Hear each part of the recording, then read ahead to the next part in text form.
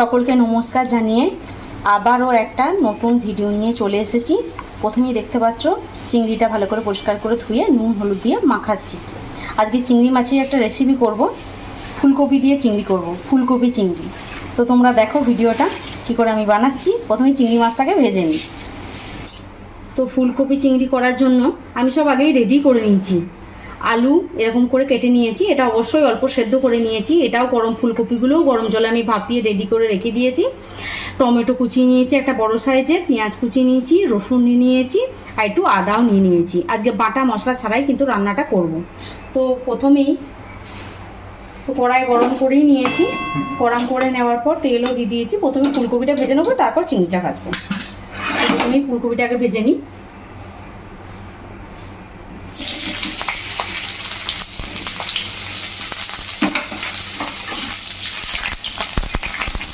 পটল চিংড়ি, এঁচোড় চিংড়ি তো খাওয়া হয়, লাউ চিংড়ি, তো ভাবলাম আজকে একটু ফুলকপি চিংড়ি করি।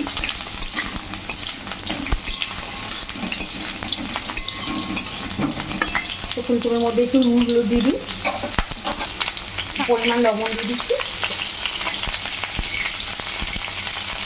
আর সামান্য হলুদ দিয়ে দিচ্ছি। ভালো করে ভেজে নেবো ফুলকপিগুলো।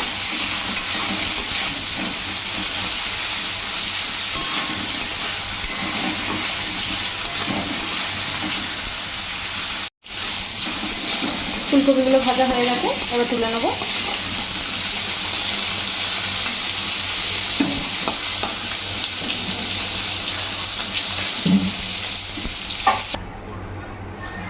এবারে ওই তেলের মধ্যে চিংড়ি মাছগুলো ভেজে নেব।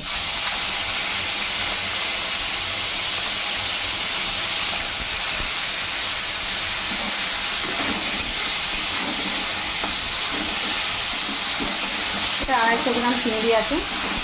চিংড়ি ছাড়ালে তো আর কিছু পাওয়াই যায় না।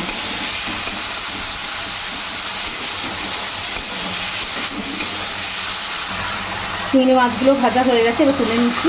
চিংড়ি মাছটা বেশি ভাজার দরকার পড়ে না, শক্ত হয়ে যায় বেশি ভাজলে।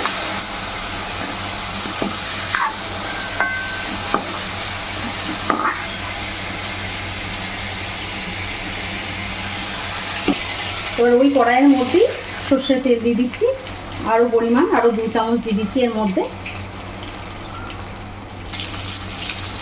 ওই তেলের মধ্যে এবারে ফোড়নে দিয়ে দিচ্ছি একটা শুকনো লঙ্কা, 3টে এলাচ আর 2টো দারচিনির ডাল।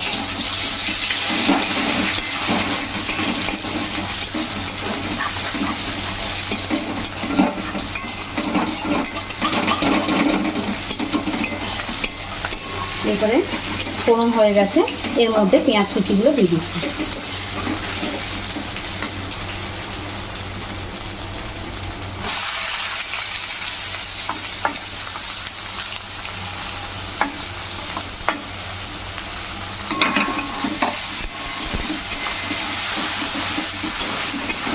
এর মধ্যে তোমরা টমেটো, আদা এগুলো সব বেটে দিতেই পারো, পেঁয়াজ আর রসুন বেটে দিও, কিন্তু খুব রিচ হয়ে যাবে। এত গরমে এত রিচ খাবার তো ভালো নয়, তাই আমি এটা পেঁয়াজ কুচি সব রকম কুচি দিয়েই করছি, বাটা ছাড়া। রসুনগুলো থেতো করে নিয়েছি, এগুলো দিয়ে দিচ্ছি। এরপরে পেঁয়াজগুলো ভাজা হয়ে গেছে, আর যেহেতু চিংড়ি মাছটা ভেজেছিলাম না, তার জন্য দেখো এরকম হয়ে গেছে কালো কালো। এগুলো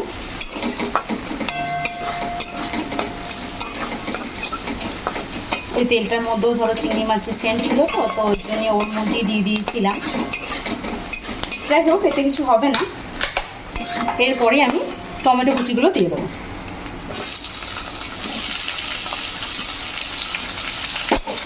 টমেটো দিয়েও ভালো করে ভাজবো। আর একই সঙ্গে আমি যেহেতু আদা বাটা দেবো না, একটু আদা গ্রেট করে দিয়ে দিচ্ছি। তো এগুলো করলে না একটু তাড়াতাড়ি হয়ে যায়, বাটাবাটি ছাড়াই রান্নাটা হয়ে যায়। খেতেও কিন্তু খুব ভালো হয়, তোমরা একবার করে দেখবে। বেশি পরিমাণ দেবো না, অল্পই দেবো।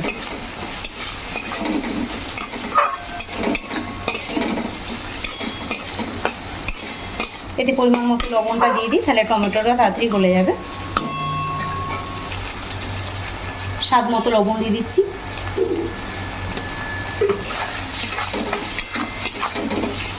ভালো করে টমেটোটা সেদ্ধ হওয়া পর্যন্ত ভেজে নেব। তারপরে একে একে গুঁড়ো মশলাগুলো দেবো। গুঁড়ো মশলাগুলো রেডি করে নিয়েছি। দেখো 1 চামচ ধনে গুঁড়ো নিয়েছি, 1 চামচ জিরে গুঁড়ো আর 1/2 চামচ হলুদ গুঁড়ো, যেহেতু চিংড়ি মাছ ও ফুলকপিতে হলুদ দেওয়া আছে, আর একটু 1 চামচ কাশ্মীরি লঙ্কা গুঁড়ো, এটা দিয়ে জলে গুলে নেব। তো ভালো করে এটা জলের মধ্যে গুলে নিয়ে মশলাটা দিয়ে দেবো।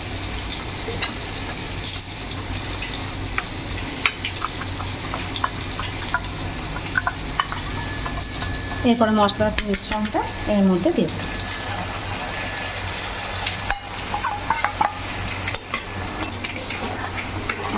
মশলার বাটিটা ধুয়ে আর একটু জল দিয়ে দেবো আর ভালো করে কষে নেব।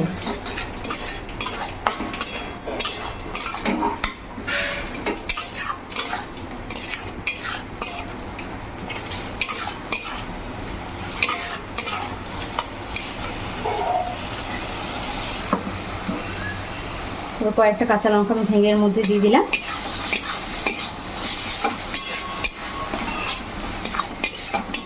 সব একসঙ্গে আমার ভালো করে কষা হয়ে গেছে। এর মধ্যে এবার ফুলকপি আর আলু দিয়ে দেবো।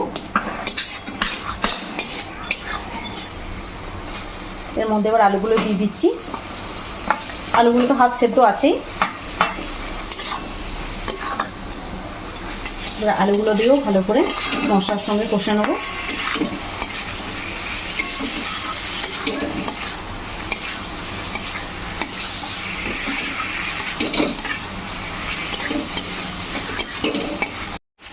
আলুগুলো দিয়ে মশলার সঙ্গে ভালো করে ভাজা হয়ে গেছে। এবারে ভেজে রাখা ফুলকপিগুলো মধ্যে দিয়ে দেবো।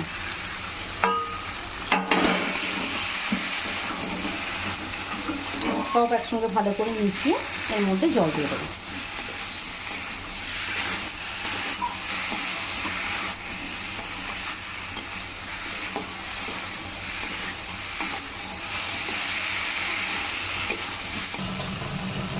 এর মধ্যে এবারে জল দিয়ে দেবো।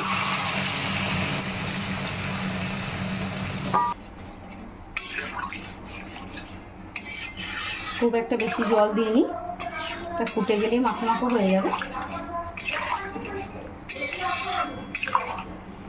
এরপরে ঢাকা দিয়ে দেবো। একটু হলে শেষে চিংড়ি মাছগুলো দিয়ে দেবো।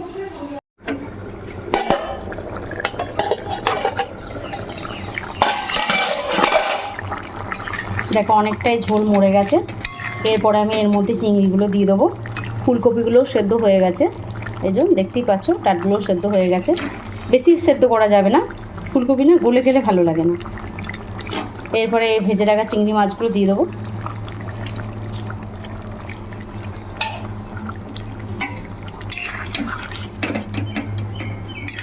আর ভালো করে মিশিয়ে নিচ্ছি। এই সময় নুন মিষ্টি তোমরা চেক করে নিতে পারো।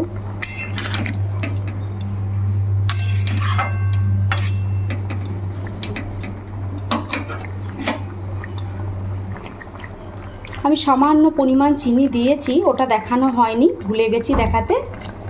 এরপরে আর দুটো জিনিস দেবো। এটা হচ্ছে একটুকু গরম মশলা। দেখতেই পাচ্ছ কতটুকু গরম মশলা দিয়েছি আমি, যেহেতু তরকারিটাও বেশি নয়, সামান্য পরিমাণে, তাই। আর সামান্য একটু ঘি দিয়ে দিচ্ছি। এটা দিলে না খুব ভালো লাগবে। এরপরে একসঙ্গে সব মিশিয়ে ঢাকা চাপা 5 মিনিট দিলেই হয়ে যাবে।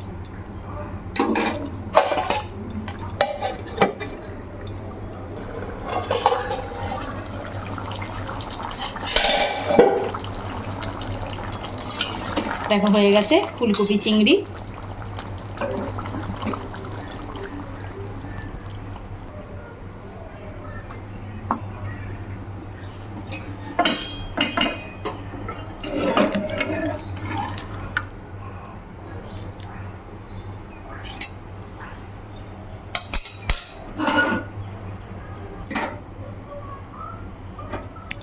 আমার রেসিপিটা তোমাদের কেমন লাগলো অবশ্যই কমেন্ট করেই জানিও। ভালো লাগলে লাইক, শেয়ার, সাবস্ক্রাইব করে দিও।